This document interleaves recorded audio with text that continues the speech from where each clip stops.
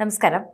Gaza സിറ്റിയിൽ വ്യോമകരയാക്രമണം കൂടുതൽ ശക്തമാക്കിയിരിക്കുകയാണ് Israel. ഇപ്പോൾ കൃത്യമായ ആസൂത്രണം അല്ലെങ്കിൽ കൃത്യമായ രീതിയിൽ ഇതെങ്ങനെ നിർവഹിക്കണമെന്ന് മുൻപേ തന്നെ നന്നായി പ്ലാൻ ചെയ്താണ് ഇവരിത് മുന്നോട്ട് കൊണ്ടുവരുന്നതെന്ന് അറിയാം.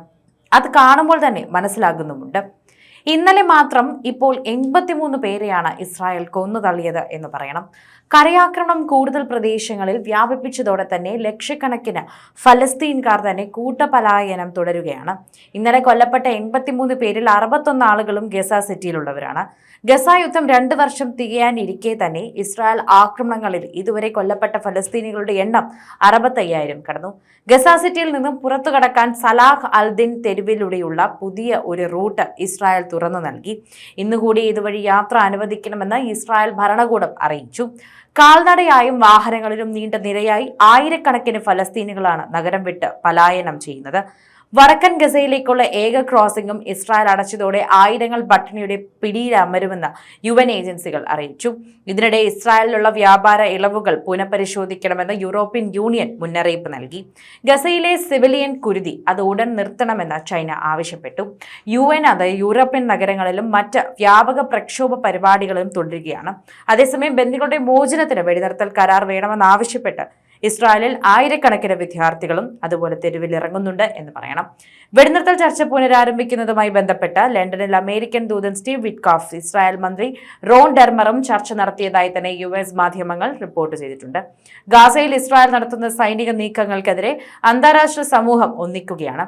ഗാസയിലെ സ്ത്രീകളും കുട്ടികളും ഉൾപ്പെടെയുള്ള സാധാരണക്കാരെ കൊന്നൊടുക്കുന്ന ഇസ്രായേൽ ഐക്യരാഷ്ട്രസഭയുടെ തന്നെ ചാർട്ടർ ലംഘിച്ചുവെന്ന് ആരോപിച്ച് അറബ് ഇസ്ലാമിക് രാജ്യങ്ങൾ ഇസ്രായേലിനെ UN-ൽ നിന്ന് സസ്പെൻഡ് ചെയ്യണമെന്ന് ആവശ്യപ്പെട്ടിരിക്കുകയാണ്. ഇപ്പോൾ സെപ്റ്റംബർ 9 ഖത്തർ തലസ്ഥാനമായ ദോഹയിൽ ഇസ്രായേൽ നടത്തിയ ആക്രമണത്തിന് പിന്നാലെയാണ് ഈ ആവശ്യം ഉയർന്നത് എന്ന് വന്നിരിക്കുകയാണ്.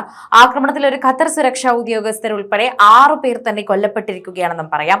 ഈ ആക്രമണം ഹമാസ് നേതാക്കളായിട്ടുള്ള ലക്ഷ്യമിട്ടാണ് എന്നും ഇസ്രായേൽ പറഞ്ഞിട്ടുണ്ട്. ദോഹ ആക്രമണത്തിന് ശേഷം ലീഗ് ഓഫ് അറബ് സ്റ്റേറ്റുകളുടെ തന്നെയും ഓർഗനൈസേഷൻ ഓഫ് ഇസ്ലാമിക് കോ ഓപ്പറേഷന്റെയും നേതാക്കൾ ദോഹയിൽ ഒരു അടിയന്തര ഉച്ചകോടി വിളിച്ചു ചേർക്കുകയും ചെയ്തിട്ടുണ്ടായിരുന്നു. ഉച്ചകോടിക്ക് ശേഷം തന്നെ പുറത്തിറക്കിയ പ്രസ്താവനയിൽ നോക്കിക്കഴിഞ്ഞാൽ ഇസ്രായേലിനെ ഐക്യരാഷ്ട്രസഭയിൽ നിന്ന് സസ്പെൻഡ് ചെയ്യാനുള്ള നടപടികൾക്ക് അംഗരാജ്യങ്ങൾക്കിടയിൽ ഏകോപനം ഉണ്ടാകണമെന്ന് ആവശ്യപ്പെട്ടു. ദോഹയിലെ ഇസ്രായേൽ ആക്രമണത്തെ തീവ്രവാദപരമായ ശത്രുതയുടെ അപകടകരമായ വർധനവ് എന്നാണ് അറബ് ഇസ്ലാമിക നേതാക്കൾ വിശേഷിപ്പിച്ചത്. ഇസ്രായേലിന് ഹമാസിനും ഇടയിലുള്ള സമാധാന ചർച്ചകൾക്ക് ഖത്തർ പ്രധാന വേദിയായിരുന്നതിനാൽ തന്നെ ഈ ആക്രമണം സമാധാന ശ്രമങ്ങളെ ദുർബലപ്പെടുത്തുന്നതാണെന്നും നേതാക്കൾ ആരോപിച്ചു. ഈ ആക്രമണങ്ങളുടെ തന്നെ പശ്ചാത്തലത്തിൽ എടുത്തു നോക്കിക്കഴിഞ്ഞാൽ ഇസ്രായേലുമായി നയതന്ത്രപരവും അതുപോലെ സാമ്പത്തികവുമായ ബന്ധങ്ങൾ തന്നെ പുനഃപരിശോധിക്കാനും അതുപോലെ തന്നെ ഉപരോധങ്ങൾ ഏർപ്പെടുത്താനും ആയുധങ്ങളും മറ്റും സാധനങ്ങളും വിതരണം ചെയ്യുന്നത് തന്നെ നിർത്തിവെക്കാനും ഒക്കെ തന്നെയും ഉച്ചകോടിക്ക് ശേഷം പുറത്തിറക്കിയ പ്രസ്താവന എല്ലാ രാജ്യങ്ങളോടും ആഹ്വാനം ചെയ്തു. ഇസ്രായേൽ ഫലസ്തീൻ ജനതയ്ക്ക് വംശഹത്യ നടത്തുകയാണെന്ന് പല രാജ്യങ്ങളും ആരോപിക്കുന്നുമുണ്ട്. ഇക്കൂട്ടത്തിൽ